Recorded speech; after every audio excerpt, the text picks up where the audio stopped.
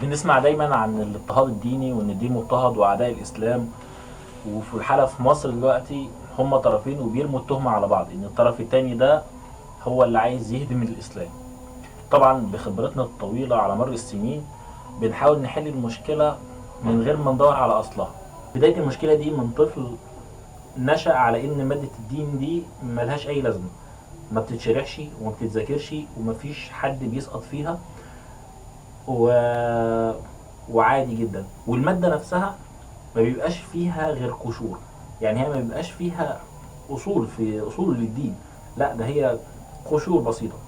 فيكبر الطفل ده وكل معلوماته عن الدين الصلاة وقراية القرآن في رمضان وقت الصوم وبس. اما يكبر بقى ويبدأ يتجوز وربنا يرزقه بطفل صغير ويجي يسأله سؤال بريء جدا: يا بابا، هو اما ربنا مقدر لنا كل شيء ليه بيحاسبنا؟ يبدأ يحس بقى بمشكلة وبعجز في الإجابة وإن صورته هتتهز قدام ابنه، فيلجأ لمبدأ الخط الأحمر: شت ولد عيب، ما ينفعش، ما ينفعش كده، الكلام ده حرام، ما ينفعش. ويبدأ بقى الأطفال يتجمعوا مع بعض وينقلوا ثقافتهم لبعض بقى، وكل طبعا طفل وليه سؤال مختلف.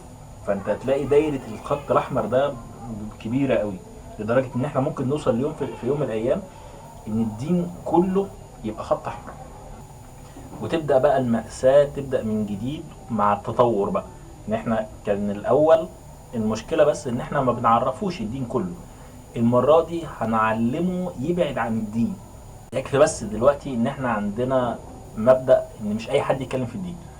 يعني انت مين عشان تتكلم في الدين؟ مش انت تتكلم في الدين ولا انا اتكلم في الدين، هو فلان بس يتكلم في الدين. طب ليه؟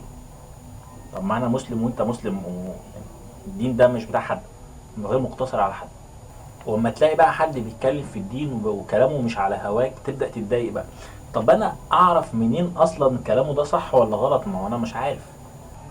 اول كلمة نزلت من الوحي: اقرأ باسم ربك الذي خلق. وفي يوم القيامة هيتقال لنا: اقرأ كتابك. بين اقرأ واقرأ أمة لا تقرأ. فإن كان الدين مضطهد فعلا فاضطهاده مننا احنا السبب في الاضطهاد ده. يمكن احنا اللي بنضطهده ببعدنا عنه.